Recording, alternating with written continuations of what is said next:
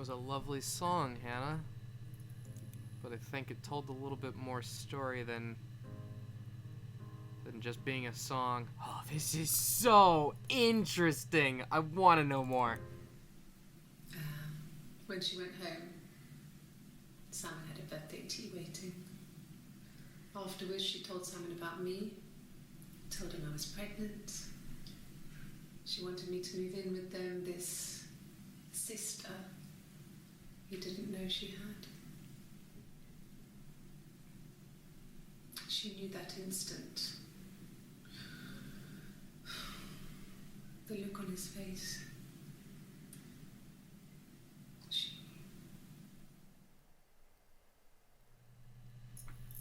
knew. Okay, so I think I was right. I think I was right the whole time. There is definitely, I mean, it seems pretty obvious now, but I think Simon was married.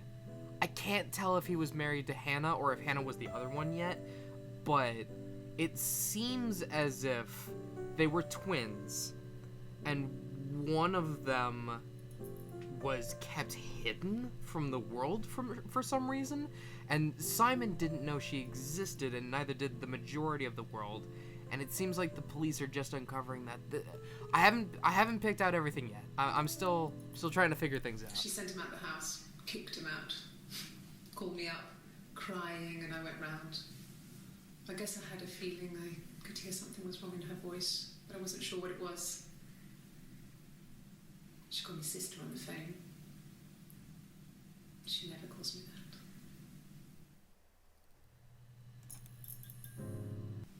My sister is gone. And she's never coming back.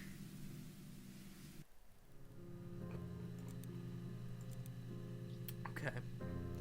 So what happens if I look up Hannah?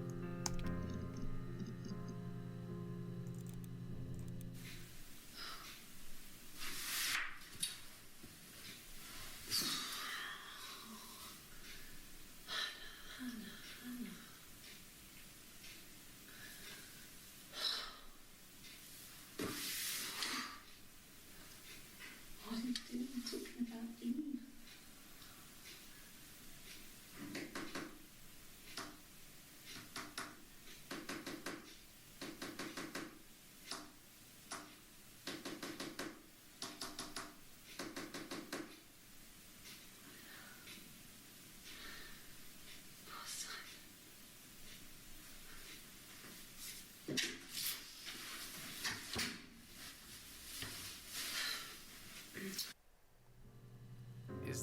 Have we just made a discovery? Is that her name?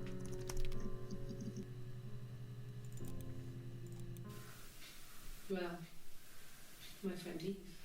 Friend. I mean, she was a friend from when I was a kid. And she was always more popular with the boys, and I used to hate her for it. I mean, really hate her sometimes. Tell me more about this friend.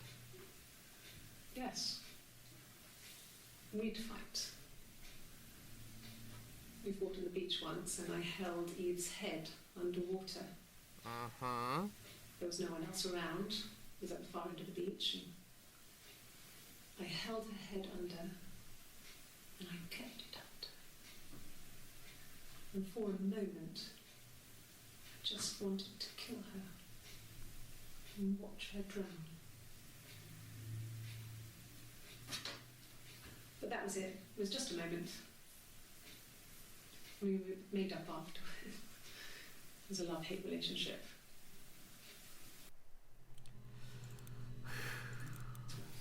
A police station. Yeah. When I was young, we ran away on my birthday. Bob Dylan was playing in London, and we thought we could break into his tour bus and have him take us with him.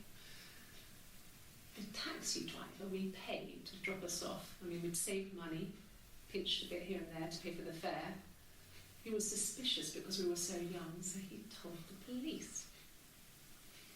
So they came and picked us up and took me back to Portsmouth. My mum picked me up from the station. But I blamed everything on my friend Eve, so my parents let me off.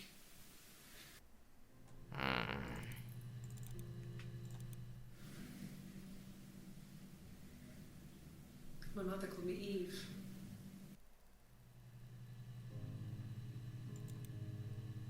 I think that clip confirms it, that the other one was Eve. So Hannah and Eve. Wow. Okay. So I've got a hunch here. This is the name Eve. And we've got a tattoo with a snake and an apple. Shit. I thought I had something there. I didn't watch all the Hannah clips. Go back to those.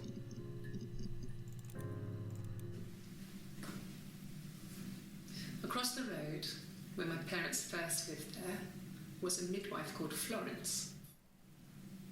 When Hannah was born, I was born at the same time. Aha. The midwife was there to help. I'd been throttled by the cord, probably wrapped around my neck by Hannah. The midwife told my mother I was dead. But I wasn't. She wrote all this stuff in a diary. Amazing what people will admit to on paper. Okay. I'm gonna start a Word document of words that I want to look up. Alright, that should do it for now, I think. Let's get back to the story. She recognized me from the window. She told me to come inside, and she hid me. They had made the attic into a place where Hannah could play. There was a dollhouse. She hid me up there. No one else ever went into the attic. It was her place. We're gonna start with the new one that I just picked up then. Attic. Oh, wow. Oh, 12 entry. Oh, we found something here. Yes. I inherited it from my parents, so it made sense to move back. Me and Simon. Felt like going back to old ways before the pregnancy. Reminded me of being a girl, a dollhouse in the attic, old things. We didn't sleep in my parents' bedroom for a long time. We decorated it as soon as we moved in, but it was another year before we started sleeping there. Yes, I read a lot as a child and watched lots of TV. Then the doll's house we still have in the attic. It's kind of a fairy castle. We used to play up there and make up our own stories. Feel like I'm getting a lot of information that isn't incredibly necessary to know, but I still want to know everything I can. Could the hairs have come from somewhere else? I mean, could they... We have a lot of dolls in the attic. There's a Rapunzel doll with long blonde hair. Could they have come from there? Whoops, just realized that wasn't perfectly aligned. Sorry about that, guys. I'm not sure where the dollhouse came from. I don't know if it was given to them or they inherited it. I mean, they wouldn't have had the money to buy it. It was so huge. It must have been taken up to the attic in parts and then reassembled up there. It's a beautiful thing. Wallpaper to scale, little furniture, the lights work, mirrors, beds, big duvets and pillows. We spent hours and hours playing in it, invented all these characters and families who lived there. We wrote paperwork for them all, passports, diaries, gave them all really elaborate stories. Once, a moth got trapped in there. We'd left a light on. It was making the most horrendous noise. We tried to kill it, but it was tough. We ended up crushing it under a copy of the Arabian Nights. I feel like that dollhouse is going to come into play later on, but I'm not sure how just yet. I want to learn who is Florence. Florence was a warm, kind person. But she was broken, I guess. When I found her diary, I also found a biscuit tin with other stuff in it. Older papers, letters, that kind of thing. Her story was in there. I never really spoke to her about it. I was far too young to really understand, I guess. I just put it together later, once I was older. She had loved children, planned to have a large family, but her husband died in the war. And that was back when you married for life. She never felt like she could marry again. Isn't that strange? She was a widow from her 20s. But, I mean, I guess it was different then. You know, you married for life and she felt she could never marry again. I guess it was harder, a war widow. One of the dead. I don't know, maybe there was more to it than that. I don't really know. This Florence person is more important than I think I originally thought. Because they said the name of the game. You know that makes it important. You know that makes it important. No. It was just me and her. Eve was the name they were going to call their first child. They talked about it, and I'm going to try when he came back. Florence's family had a history of firstborn girls, so they were convinced it was going to be a girl. It's hard to know if this is all true. These are stories I remember, that I read when I was a child. Maybe I misread. Maybe I misunderstood.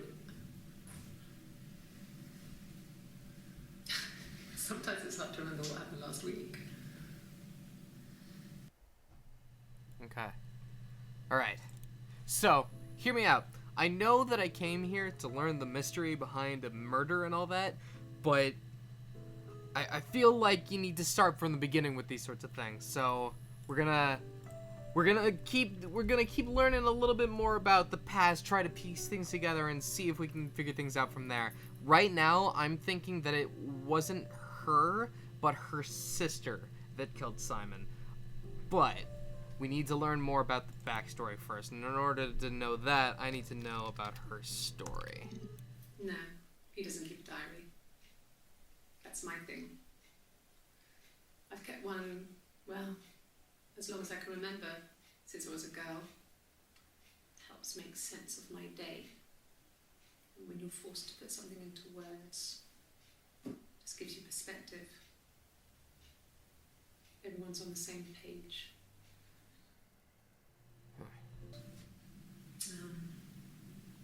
When I was 8, Mother died. She slipped down the stairs. It was an accident. I had read a diary at that point, and I knew she wasn't my real mother. So I burned the diary that day, and I left. Walked out and across the street. Across the street? It just became our way of life. We would swap places and take it in turns to do things, and we were very careful. Whoever had been out that day would come back and write a detailed diary so that we were on the same page. We had a list of rules that said what we could and couldn't do in any given situation. It was exhaustive. We lived a second life through those rules. Rules for things that could only ever happen inside our imaginations. We would consider all the permutations of future events and agree rules to walk our way through them. Okay, I have another theory here. I think Hannah was the name of the one that everyone knew existed, and Eve was the one that people didn't know about. And they would trade places. I'm trying to figure out. I think Eve might be the one that's still alive, and I think Hannah might be dead by now. But it sounds to me as if they were trading the same life back and forth every single day, and one of them loved Simon and one of them didn't. Which reminds me a lot of the movie Prestige, which is a really good movie, but I want to learn more about this video game. What do I watch? Her story. Ah. It's Rapunzel. The story starts when she's born. Mother Gothel, a witch, takes Rapunzel from her parents and keeps her locked up in this tower. Rapunzel gets pregnant by the prince. And Mother Gothel is furious, so she cuts off her hair and throws it. Actually, her hair's already short here, so that's already happened. But she throws her into the wilderness, and Rapunzel is reunited with the prince, who's blind. But she kills him with her tears, and so it's a happy ending. Is that too much?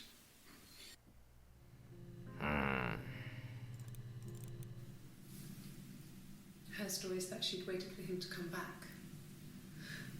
She put on my wig, some of my clothes, pretended to be me. They talked. She'd enjoyed being me. He said he wanted to be with me. Then he took out a present. Another mirror. Just like the one he'd given her earlier. That unique present. She went crazy, smashed the mirror. They argued, screamed. He hit her. So she grabbed a piece of the mirror and just swung it round. She cut his throat clean open. She'd only meant to scare him off. Oh my god, did we just hear the moment it happened? I think digging around in the past actually gave us the information that we had been looking for. Throat. Oh god. Okay. His body. A dinner meal. And his throat. It looked like his throat had been cut.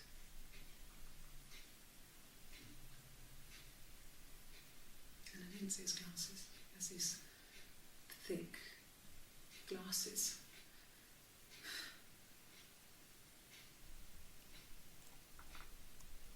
It doesn't always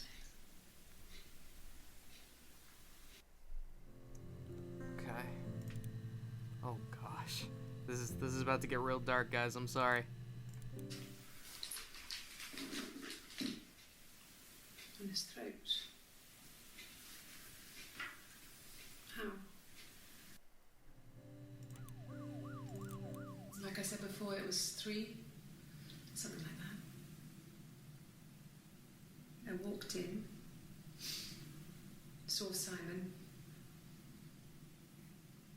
He was on the floor of the living room. His throat had been cut. There was a lot of blood.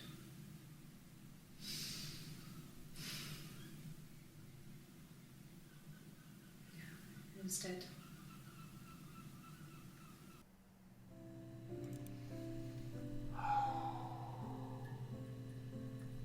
And it was with a mirror shard. Oh, give me that. It wasn't the present so much. It was one of those arguments that had been simmering for a while. The present was a mirror. A nice mirror. He'd engraved the glass, the kind of mirror a princess would have in a story. He made it specially for me. The mirror. I can't remember. I put it somewhere safe. Upstairs, I think. I haven't looked at it since. Now they were talking about hairs a lot there. Let's talk about hair real quick. What was this? What kind of hairs? What? Hairs? Damn. Dollhouse. There's only one anymore. New one. Crap, that's 3 searches right there. The legal stuff was completed very quickly. Hannah moved back in with Simon. Eric gave Simon the week off to help with the move. He decorated, modernised wallpaper curtains. Hannah insists the attic be left as it was, dollhouse and all. Simon never went up there. Well, that didn't help very much, but how about dolls? Or just doll, maybe? Damn. How about glasses? Oof. Look, on his clothes, that would make sense. He made it. By hand. I mean, he brushes the silver onto the glass. That's not how they make mirrors these days. I mean, he made the mirror. And he gave it to me.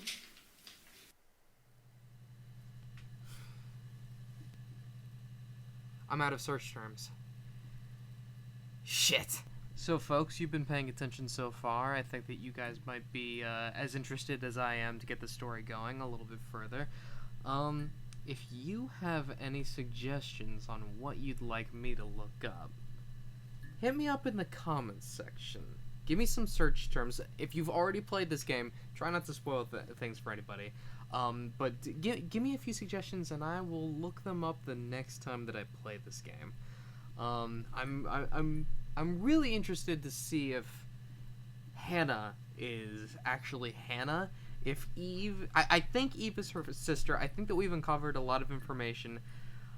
I'm really curious to see where this goes. But anyway, that's where I'm going to cut it off for right here. Thank you guys very much for watching.